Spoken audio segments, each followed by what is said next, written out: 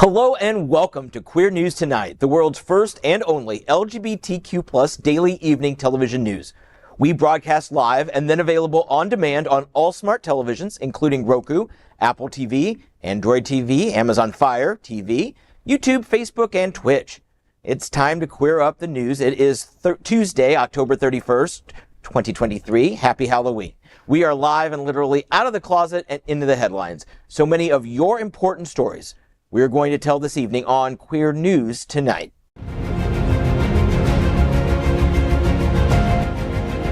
This is the world's first live daily LGBTQ evening news show, literally out of the closet and into the headlines on Queer News Tonight with Al Ferguson. I'm out South Florida senior reporter John Hayden, and this evening we bring you the news of and perspective representing the LGBTQ plus community from South Florida, America, and across our planet.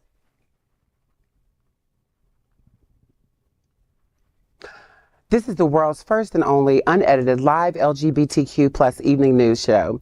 Whatever happens unique in LGBTQ plus news, you will see it and hear it.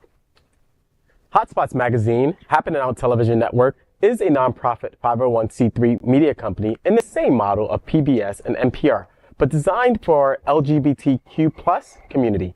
Our mission is to support the 10 pillars of our LGBTQ plus community. We want to inform and educate the key issues of our Black community, Latino, lesbians and queer women, trans, students, youth, seniors, HIV and AIDS, healthcare, business, social justice, and faith. Help us support our community. Ooh. We are part of one of the largest LGBTQ plus media companies in America. Hotspots Magazine and Happening Out Television Network. Our magazine is celebrating 38 years of the LGBTQ plus experience, and our television news, talk, and entertainment shows support our mission to educate the LGBTQ plus and broader community. All right, let's meet our Halloween panel by meeting first Adrianna Tender, the program coordinator with Trans Inclusive Group and owner of Tender Loving Care Trans Mentoring. She serves on the National Board of Governors of the Human Rights Campaign and is vice president of the Dolphin Democrats and Black LGBTQ Liberation. Welcome, Adrianna. Thank you so much for having me, John. You know, it's always a pleasure when I come here and sit at the table with you lovely individuals. Mm-hmm. And, you know, I'm especially glad to see I have another lady at the table. Oh, thank you. Thank you, baby. And, you know, I also wanted to mention, coming up, you know, next month in November is Trans Awareness Month. And there are a few events that I want to mention tonight. So on November 14th, Trans Inclusive Group, along with Ariana Center, the McKinsey Project, and Trans Social will be collaborating, having a award ceremony at the venue in Wilton Manors. It's going to be at from 6:30 to 8:30 p.m. And I would love for everyone to come. And then we have another event on November 16th, which is our State of the Transgender Community Town Hall, which is going to be at Art Serve.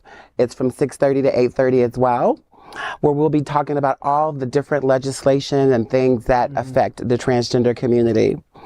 And then on November 20th, we'll be having our Transgender Day of Remembrance, where we are memorializing and remembering our lost trans siblings. And then on December 13th, the Dolphin Democrats will be having our holiday party at UNC's at 6:30. Hope you can catch one of those events. And where is where will the T-Door memorial service be at? So the T-Door event will be at the Pride Center, outside the Pride Center. Okay. Yeah. Fantastic. Oh, yes. Moving. Always moving. Yeah. Sometimes heartbreaking. But we must remember going forward. And it's always a beautiful ceremony. And there's some, what was the one on the 14th? The one on the 14th is the Bishop S.F. Makalani Mahi Transgendered Equality Awards, and it's going to be at the venue. And I just want to go into awards. Positive. Yes. We don't just remember. We also look ahead. We celebrate the people making a difference. That's and we've got the joy and liberation transgender art exhibit at Dennis Dean. It's going to be a great month. And as we go through it, I'm sure we'll talk more. But if not, hit up Adrianna. She's got it all on her calendar. She can let you know. She can let you know where to go. And if it's anything like my experience, she will tell you where to go. Up next, Dr. Edward Summers, the Executive Director of Prideline's Miami's LGBTQ Community Center. Dr. Summers previously served as a primary therapist and program director at iCare, a treatment center in West Palm Beach, and primary therapist at United Recovery Project in Lake Worth. Dr. Summers was also the founder and CEO of a New York-based nonprofit, the Thinkubator Incorporated. Welcome back, Dr. Summers. Thanks. It's good to be here with all of you, this esteemed panel, gentlemen and ladies. Hey. That's right. Got you, Bonnie. Got you this time. Got it. It's great to be here, and I'm excited. I'm excited about November, the celebration of our trans community, and all the events that Adrianna just mentioned. I'm really excited to partake in a couple of them. We will be busy at Pride Lines with the Smart Ride, but I'll definitely find time to enjoy some of those events and join you. So I'm looking forward to it. Yeah.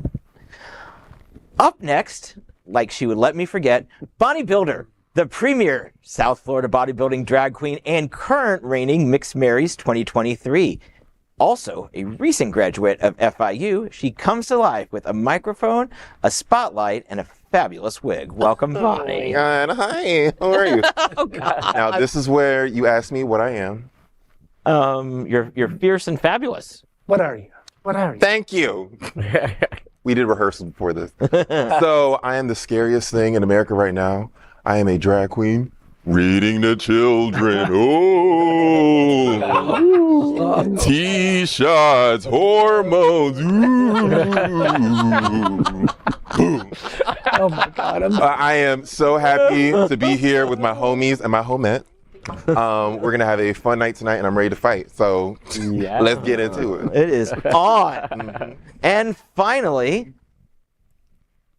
Gregg Shapiro, who came dressed as John Hayden today. An inductee into the Chicago LGBT Hall of Fame, Gregg is the author of 9 incredible books. His entertainment coverage, including celebrity interviews, run in a variety of print and online publications, including Out South Florida. Welcome, Gregg. Thank you so much for that lovely introduction. And again, it's always fun, such a great group at the table here. And if you are not doing anything this weekend, if you've survived Halloween and you are still able to walk and see straight, I'm going to be taking part in the Indie Author Day at the Boca Raton Public Library. And I'm going to be speaking at 3:30. And the address is 400 Northwest 2nd Avenue in Boca. And I'm going to be talking about journalism and poetry and writing and all that stuff. So awesome. Be fun to see you there. And is your advice for young aspiring journalists, don't? Look at me, man, and then say don't. I'm a bad example. You're a great reporter, and we love you. Thank you. And we are the reporters for Queer News Tonight, and this evening we begin with the queer headlines. The LGBTQ plus community in South Florida and across America is diverse. Our community around the world is vast, and here are the bullet points for the queer news for today, October 31st. Happy Halloween! Next, we will queer up South Florida and Florida. Visit Lauderdale celebrates LGBTQ plus history. As LGBTQ plus History Month comes to a close today, we look back at how Greater Fort Lauderdale has been at the forefront, blazing a trail with progressive laws and protecting and empowering the LGBTQ plus community. It's no wonder the cities of Fort Lauderdale, Hollywood, Oakland Park, and Wilton Manors have perfect scores on the Municipality Equality Index by Human Rights Campaign. One of the first major moments for the LGBTQ plus community was in 1935, when the very first gay bar in Greater Fort Lauderdale opened.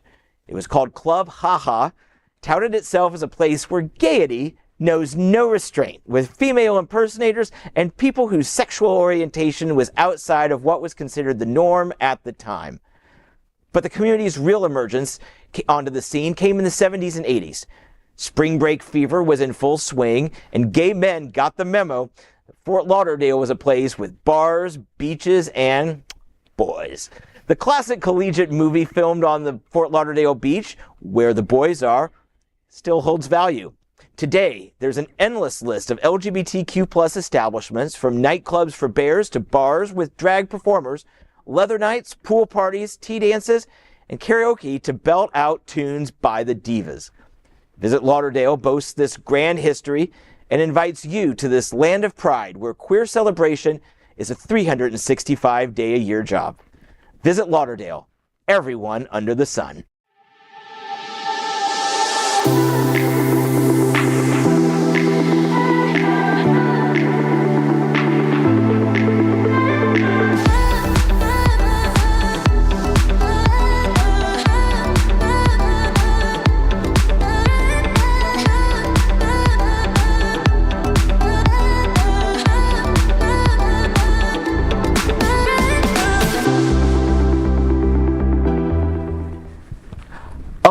And, we're just coming into season. Like, everybody, is going to be running from under the snow, and they're going to be running here to be under the sun. And it is just great. This is my favorite time of year. And we'll welcome them with open arms and open... Once more, I think we are reminded... Don't talk about my business. But it's great, because once more we're reminded of the LGBTQ plus wonders of South Florida, including the region's queer history, which is amazing. Yeah. We just have to hold on until Governor Death Sentence and his fellow repugnant Republicans burn out and fade away, and the sun shines brightly once again on the Sunshine State. Mm-hmm.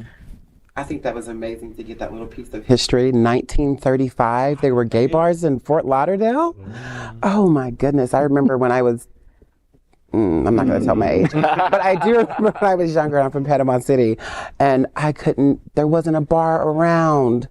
And now they're just everywhere. I think that's amazing. Yeah. No, it's great being somebody who comes from New York and just seeing the breadth and depth of the community here is just pretty amazing. And I love being in Wilton Manors. I love being in Fort Lauderdale. There's just so much to do and so many places to go. And so it's great. Yeah, having a beautiful landscape where I can walk the beach hand in hand with my incredibly handsome husband, who's also very nice and successful. It's gorgeous here. You get it. You hit the relationship. That's right. Congratulations. Very rich. Love you, babe. So it's just an incredible place to be. I've been here all my life, which hasn't been that long because I'm so young, but I just love being here. And in 1935, when you were here, how did it feel having walking through the doors of that very first gay bar? It was a little nerve-wracking, but then I looked across the bar and I saw Gregg Shapiro, and I knew I was home. We're eternal. It is Stacy Ritter at Visit Lauderdale and her whole team, Richard Gray, everyone. We're celebrating their embracement of us in this, especially because we're at the end of LGBTQ plus History Month. Mm-hmm. But we just showed a 15-second commercial that they released about a year ago. There's also a 60-second version. And usually I don't tell people to go to YouTube to look at commercials, but go and look at this one. The 60-second spot is so well done. It highlights so much of what makes Fort Lauderdale, from, shopping at the Galleria Mall with a breezy breeze going through what people tell me is called hair, to the beaches, to wheelchair access, to embracing people with disabilities. You don't see that in tourist campaigns for a lot of cities. When they say everyone, they're not just saying all of LGBTQ plus. They are saying everyone. And it's so great to live here and know that, well, we may have issues at the state level with support and love. We feel it time after time after time in South Florida, and Visit Lauderdale, Broward County is such an important part of that. I love their strategy. I used to teach economic development, and one of the things that municipalities always get wrong is this embracement of everybody, and they've gotten it right here. As you said, John, so many cities have not embraced everybody. It's not their strategy at all. You see the typical vanilla type of family when they're doing their promotions, but here you see everyone, and so it's a really good strategy. It makes sense. For everyone. It makes sense for every businesses. It makes sense for the municipality. And, why not be in an inclusive place? It makes sense for everyone under the sun. Oh, that's right. Love it. Now, let's queer up health. Conservatives are attempting to overturn bans on conversion therapy. The Alliance Defending Freedom, an extreme right-wing legal group, is back with another anti-LGBTQ plus rights case queued up for the Supreme Court. Tingley versus Ferguson involves Brian Tingley, a licensed marriage and family counselor, challenging Washington state's law banning conversion therapy for minors. Tingley, who is being represented by ADF lawyer Kirsten K. Wagner, claims the ban violates his First Amendment rights. Tingley argues, as a Christian therapist, the law infringes on his right to both freedom of speech and free exercise of religion. The practice of conversion therapy has been widely debunked and discredited by several major health organizations and proven to be harmful to LGBTQ plus community. According to Anthony Michael Kress, an assistant professor of law at Georgia State University's College of Law, Tingley's case is one of the weakest cases brought by the ADF and others in an attempt to attack and erode LGBTQ plus rights. Kreese thinks it's unlikely the Supreme Court will decide to hear Tingley's case. We're here again. We are. As a therapist, this is definitely very interesting that one of my colleagues would feel that this infringes on his rights. I mean, it's been proven by the American Medical Association and various other associations that, conversion therapy is just very harmful. It's detrimental to people that it's been performed upon. The one thing about this story that I'm a little concerned about is the Supreme Court. We have a very conservative Supreme Court.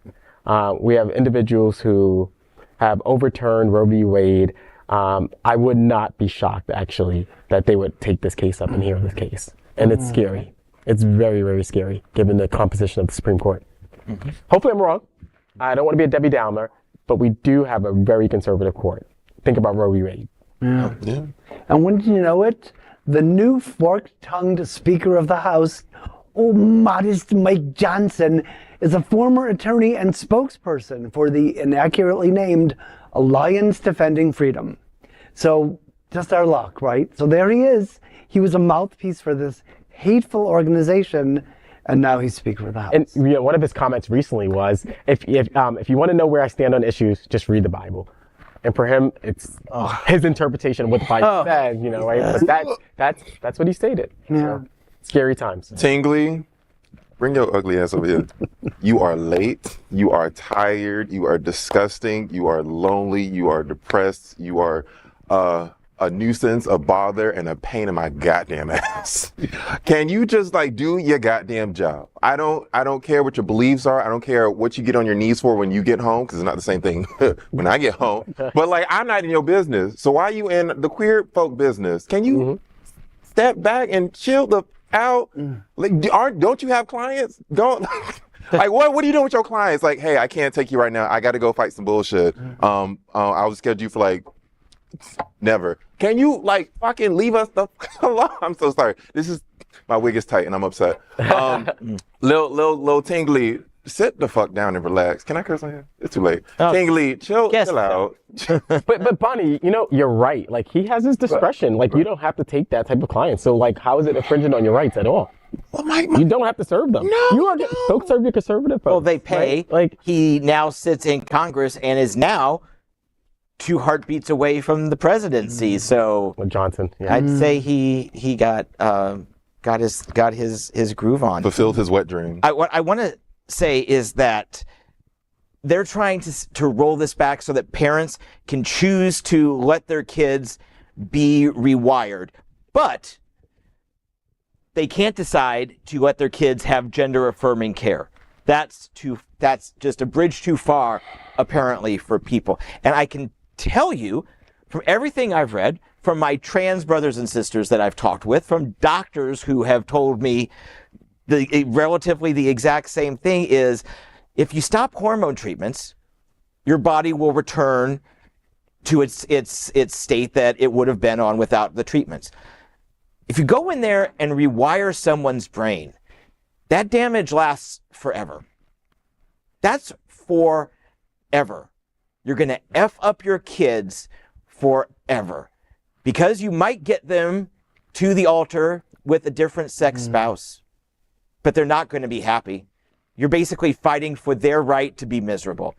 If you're going to allow conversion therapy, then it should be at a minimum once the person is 18 years old and an adult that can make the decision for themselves. And that just follows the logical pattern that some have led us down. So, of course, we'll have none of that. Tell it. Next, let's clear up trans rights. Colorado Youth Council pushes for gender-affirming laws. Colorado's youth want lawmakers to create a more gender-affirming atmosphere in schools and healthcare settings. The Colorado Youth Advisory Council, composed of lawmakers and teen students from across the state, sent 2 drafts for lawmakers to consider in the next legislative session. One measure would require public schools to address students by their preferred name without requiring a name or gender change. The second would provide state grants to health providers to get trained in gender-affirming care and create a task force to study obstacles for transgender people in Colorado. Republican state lawmakers on the panel objected to the name requirements in school, suggesting it amounts to lying to parents who won't know about their child's other name. Just sounds completely and utterly ridiculous to me. Just completely and utterly ridiculous. What I will say is what they were trying to do sounds good. Educating people about gender-affirming care and things of that nature, you can't beat it.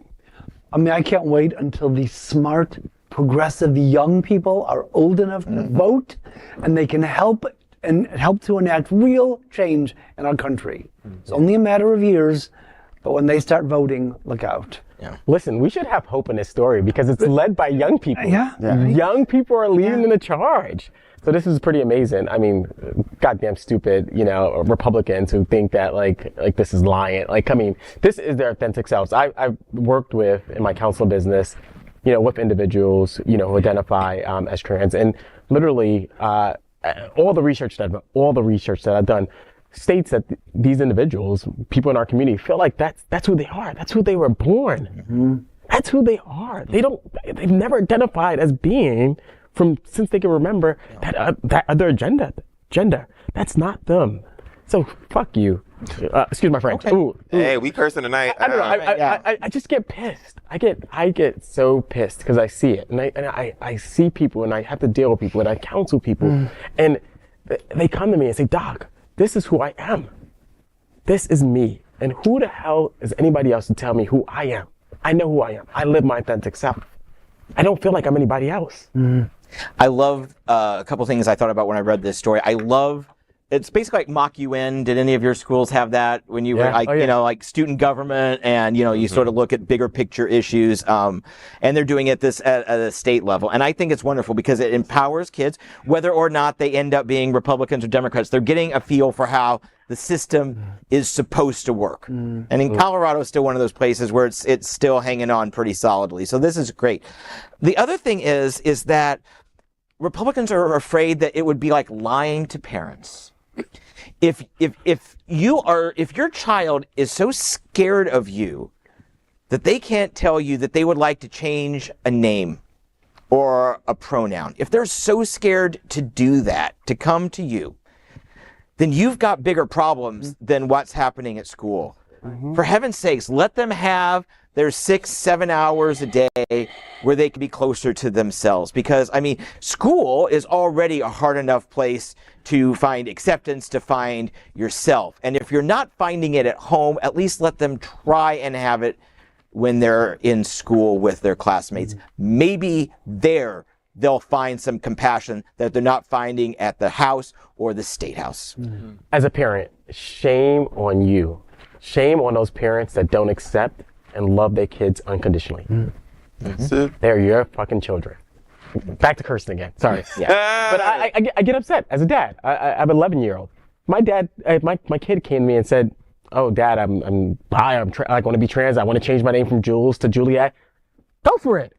Who cares? Who cares? Live your life. I always want you to be you, and I'm gonna love you irrespective.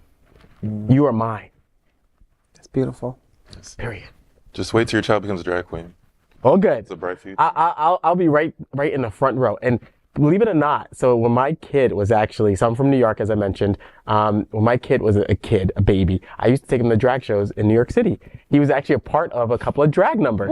Miss Tina Burner used to have my son as a part of her number at Intermezzo in Manhattan. Oh, so yes. Goodness. Your kid probably did her makeup from what it looks like. See, it's easy to say you would support your kid if they were a drag queen, but when the first bill for the makeup and the outfits comes in, you're going to be like, Listen, my son at 11 gets me for like $15 to $25 a day, so I'm prepared. I'm ready. Oh, that's how much his wig costs, so you're fine. Yes. All right. Next, let's queer up business. Liquor agency crackdown hits D.C. gay bars during high heel race. Investigators with the Washington, D.C. Alcoholic Beverage and Cannabis Administration created a stir during the annual LGBTQ Halloween high heel race when they showed up at several bars and restaurants. Witnesses say that as thousands of spectators lined the street and sidewalks and capacity crowds filled the restaurants and bars, investigators ordered some of the businesses to stop selling alcoholic beverages in their outdoor areas because people were walking off with their drinks. That's a no-no in DC, where businesses that sell and serve alcoholic beverages are required to stop patrons from taking them off premises. Businesses can apply for one-day exception permits, but none of the busted bars bother to do that. Now, does this feel targeted? Does this feel pointed? A part of me is like, they have their rules, you gotta abide by their rules. But if this is like the first year they're doing it, where things are getting more and more testy with queer legislations and how we're being treated as people and business owners, it can feel a little targeted. Like, are the straight pride festivals dealing with this as well? Like the country, what do straight people do? St. Patty's Day. St. Patty's Day, straight pride. Yes. Are they getting bothered with you can't bring your green colored beer into the streets? No. The cops are drinking with them. Yeah, So. it may have been a message to future events to apply for your permit. Yes. However, the fact that they chose this particular event to make their point feels a little pointed. But how did these businesses not know that they had to apply? But they probably haven't had to. They've probably been like, oh, we can forego the $500 fee or whatever it is, and we'll just, because everybody else will have it, and so everybody else will just be walking around, and then nobody's walking around with cocktails. We're not Vegas people. They figured they're not going to stop all of us. They're going to walk in here and crack it down. They did. Yeah. And it's one of those things where this could have been a law on the book for a long time, and obviously they never enforced it, and now they're choosing selectively to enforce the law. So selective, like in our community. Little pointed. Targeted. Do you drink in the streets? Who, me? Of course not. I don't even drink. I got high in the bottle. I do not drink in the streets, but I am a freak in them. That's it. Oh. And the sheets. He said in the street, Where all the not in the stains come street. from. You heard me. Hey, now. All right, now we are going to clear up South Florida and Florida. City of Orlando buys Pulse location to build memorial. The City of Orlando is moving forward with plans to create a memorial on the property of the Pulse nightclub, where 49 people were massacred 7 years ago. The price, $2 million. Orlando Mayor Buddy Dyer said they plan a collaborative approach, working with families of victims to create the memorial. Plans have been in the works for years, but the nonprofit One Pulse Foundation says it is scaling back plans for a $100 million memorial following fundraising challenges. The building still stands, surrounded by a temporary display honoring victims.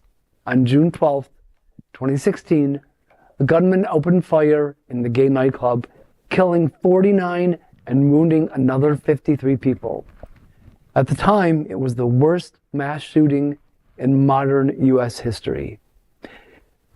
I don't know if, I'm sure you've all been there, but the temporary memorial display is so moving and so impactful, and I really hope that the plans for the permanent memorial do come to fruition. We must never, ever forget the senseless loss of the lives that happened at Pulse. I don't know anybody in Florida, at least South Florida's LGBTQ plus community, that doesn't have some connection to Pulse. They knew someone, they would have been there if not for X, Y, or Z that particular night. And yes, the temporary memorial is beautiful and moving, but we're 7.5 years on. We should not have a temporary memorial anymore. We should be, because to continue this long to have a temporary memorial says, maybe we'll forget. Maybe we'll forget, because this can just be taken down and we can quietly put a fence up one night, and then overnight, the next night, there's bulldozers in there, and all of a sudden you've got a complex or something coming in. I know it's not that simple, but the fact is it's temporary, and it must definitely be permanent. I have not done this specific reporting by myself, but I have been told by multiple people that this was a $2 million buy, as we said in the story. It went from, I'm going to donate the land, or I'm going to sell it for $1, to, okay, well, now it's going to be this much. I mean, to come back and charge $2 million for the site of so much sorrow. I mean, apparently you can put a price on those types of things, and it's sad, but it's made, it's done. Please, please, please, let's move forward and get something permanent there to honor not just the victims, but the survivors who were in there and their loved ones, the ones who were at the hospital, in the emergency center, waiting to find out whose name would be called and whose name wouldn't be called. So let's honor them. And let's get to it. Let's not be talking about this next Halloween. And John, I think a good plug is that, we all, if we have the capacity, should support this. In the story, as Gregg reported, there was some fundraising challenges. So if we have the capacity, we should give $1, give $5. Any little bit can contribute to helping to make this happen. Absolutely. Now we queer up the worldview. Queer News Tonight, historic live broadcast from Rhodes on November 12th. The Queer News Tonight team strives every day to ensure you get the latest LGBTQ plus news from South Florida, America, and around the world. We are going to report live for 11 days while traveling through Europe, Africa, and the Middle East. While we will enjoy the cruise, the amazing tours, and delicious food, we want you to know that we also still value you back here even more. And to keep the promise of delivering the top news every day, we are going to do a live broadcast from the medieval ruins of Rhodes on Sunday, November 11. We are bringing you the top news from the LGBTQ plus community, no matter where it happens and no matter where we are. Make sure to stay tuned as we bring you the global headlines from some of the world's most historic locations over 2.5 weeks. And it's going to be great. I know so many people of our crew have already started heading off there. The obnoxious selfies have started. Yes, girl, you're having a good time. I get it. Rub it in. Yeah. Well, it is historic. Historic is the best word for it. And that, as someone who's not been on an airplane since 1995, I will be able to enjoy this, from a distance. I'll be able to watch this and see them having a good time. Yeah. And it's important that we're there. We're queer. Soon we'll be here. Get used to it. I'm just jealous. Yeah, I know. I wish I was going too. Yeah, Right. absolutely. I didn't get no invite. Right, exactly. I ain't mad. But And they're on this great ship that's, like they don't have to unpack every time they get to it. Never say, just put on your outfit. I'm like, well, okay, yeah, I know Faye probably brought like 6 steamer trunks with her, but for the most part, you can open up one suitcase and pull out your outfit for Crete. You don't think Al brought steamer trunks? He would have orange glasses. He would have original steamer trunks from when they were in vogue the first time. So John, where are they going exactly? Crete, Rhodes, the Acropolis. They're going to do the Giza Plateau. I don't know if the whole cruise. I know some of them will be in Turkey for a while. Wow. There's a lot of stops. It's like a 12-day thing. I think I saw Faye say something about she was in London or she was somewhere. Yeah, she left early, and she is visiting her brother, who lives in London, hanging out with her 8-year-old nephew now, I think. So yeah, she's having a great time. Hence the selfies. right. again, no invite. No invite. One more thing, Faye, if you're watching this, I'm jealous, and next time I want to go. Next year, I think there's going to be something to Austria or Switzerland or something will be the trail. I'm not sure. I don't know if anything's been announced. I've just heard those like rumors the Sound of Music or circulating around. Right. The hills are alive. Hills are alive. You know, The sound of Music. there you go. yeah. You know what I love about this is that sometimes we get sort of criticized as the gay community of being hyper local and not being knowledgeable about the global community, and the fact that we have news reporters on the ground reporting about our global community, it's pretty impactful and powerful. It is. Yeah. Well, next, let's take a sneak peek at the top headlines I'm working on for this week's Out South Florida, on stands Thursday and always online. This week in Out South Florida, powered by Queer News Tonight. I'm Out South Florida's senior reporter, John Hayden. In this week's issue, oh, what a night. I head into the frighteningly fun Wicked Manors and report from the Great Beyond, also known as Wilton Drive. Also, a benefiting agency of the Smart Ride looks for ways to mitigate the impending funding void. And is Hamburger Mary's in Wilton Manor looking for a new start? Because they're on the market. I'm John Hayden. Those stories and more in Out South Florida, on stands and online. And follow me on Instagram at John Hayden Journalist for breaking news and live updates. Next, we are proud of our special partnership with Sunshine Cathedral, the world's largest queer church here in Fort Lauderdale. Supporting that partnership, we are broadcasting from our permanent set here at Sunshine Cathedral at the Happening Out Television Studios. We broadcast Sunshine Cathedral's Sunday International Service at 10:30 a.m.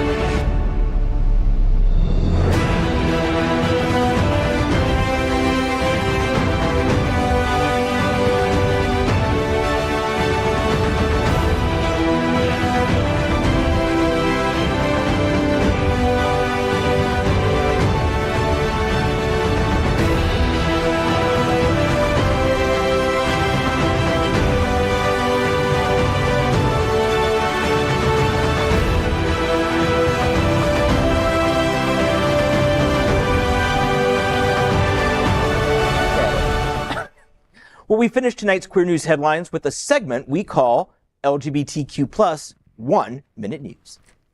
LGBTQ plus 1 Minute News. Let's queer up the U.S. view. Queer lawmakers propose National LGBTQ plus History Museum. Out Democratic Representative Mark Pocan of Wisconsin has introduced 2 bills to research and create a National Museum of American LGBTQ plus history and culture. Though it's the second time that he and the House Democrats have introduced this legislation, it's unlikely the bill will pass in the Republican-led House. The first bill would create an 8-person commission of museum planners and LGBTQ plus researchers to identify potential locations for the museum and develop a fundraising plan so it may fully operate without government funding. The second bill would formally create the museum. I've introduced a bill to have an LGBTQI plus museum on the Smithsonian here in Washington, D.C. This is a museum much like we've done to recognize African Americans, Native Americans, Latinos, and most recently, Asian Americans. It's a way to really recognize our community and to be able to recognize it and look at its history and look at all aspects of treatment of this country, both good and bad. And this legislation would start the process so that we could also have a museum dedicated to the LGBTQI plus community. LGBTQ plus 1 Minute News. Let's queer up South Florida and Florida. Here's to Life, a trans joy and liberation art exhibit. In observance of Transgender Day of Remembrance, Adrianna Tender presents the Here's to Life, a trans joy and liberation artist showcase at Hotspots Happening Out Art Gallery with Dennis Dean on Sunday, November 19th from 5 to 8 p.m. Adrianna Tender is the only service and advocacy organization with the mission of supporting and empowering transgender women of color in Florida, Puerto Rico, or wherever there is a need for such service. The Artist Showcase will exhibit trans art and highlight different types of artists' expressions, including performances by trans entertainers, spoken word, and poetry, all while Miss International Queen 2023 Solange Decker hosts the event. The showcase is open to the public with an open bar and light bites. LGBTQ plus 1 minute news. Let's queer up the world view. South Korea upholds gay sex ban in the military. South Korea's constitutional court has upheld a law banning same-sex relations in the military in what activists call a setback for LGBTQ plus rights. In a 5-4 vote, the court said same-sex relationships could harm troops' combat readiness and undermine discipline. Same-sex intercourse between civilians, however, is not a crime. The act does not explicitly refer to same-sex hookups, but bans anal intercourse or any other indecent act during service. Activists condemn the ruling, saying it fuels violence and discrimination against LGBTQ plus soldiers. LGBTQ plus 1 minute news. Let's queer up religion. Baltimore area church with trans pastor helps LGBTQ plus find faith. No steeple, just sky looms over a busy Baltimore street corner where trans pastor Elazar Zavaleta tries to make life better for those living on the margins. He is one of few proudly trans men working in ministry in a time when many in the LGBTQ plus community feel ostracized by religious people. Mondays during rush hour, people arrive by motorized wheelchairs, walkers, and canes. A few smoke cigarettes or drink out of bottles wrapped in plastic bags. Many have slept on the streets and some still lacking permanent housing. Zavaleta does what he can and is a shining example that everyone has value. LGBTQ plus 1 minute news. Let's queer up South Florida and Florida. The Miami Book Fair celebrates 40 years of literature in 2023. Miami-Dade College's 40th Miami Book Fair is around the corner. The grand event runs November 12th through the 19th at Miami-Dade College, Wolfson campus in downtown Miami, which is easily accessible from Miami-Dade County, Broward, and Palm Beach counties. This year's Miami Book Fair features some of the world's top authors, influencers, and celebrities, including evenings with headliners Kerry Washington, Joan Baez, David Brooks, Walter Mosley, Jada Pinkett Smith, and Henry Winkler, among others. Hundreds of authors are lined up to present in person in English, Spanish, and Haitian Creole.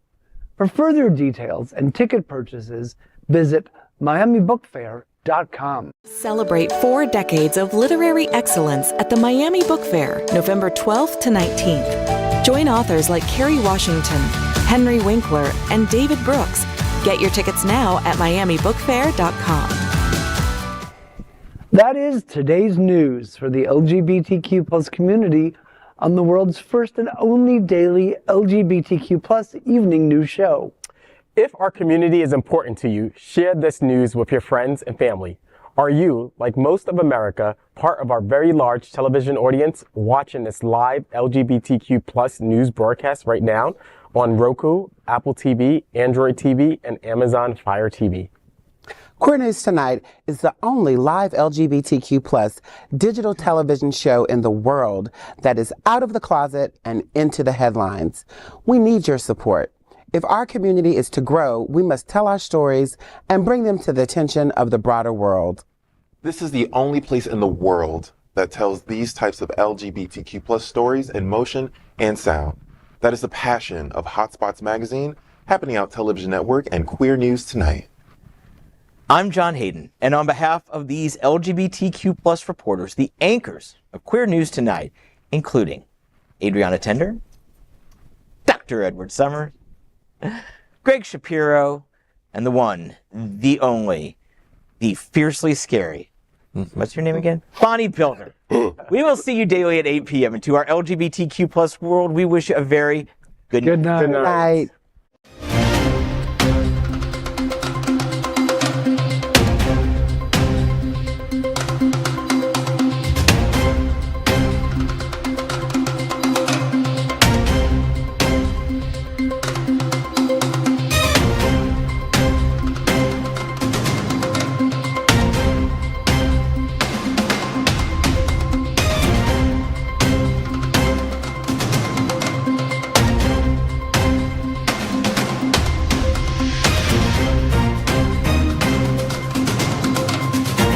We are Queer News Tonight, the world's first and only live daily LGBTQ plus evening news show, brought to you from Happening Out Television Network.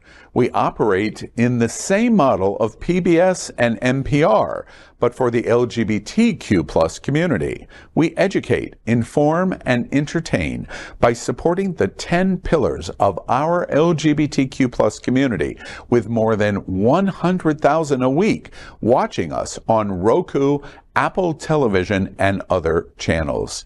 To keep the story going, we accept donations with 100% transparency. Stay updated and live authentically with Queer News Tonight.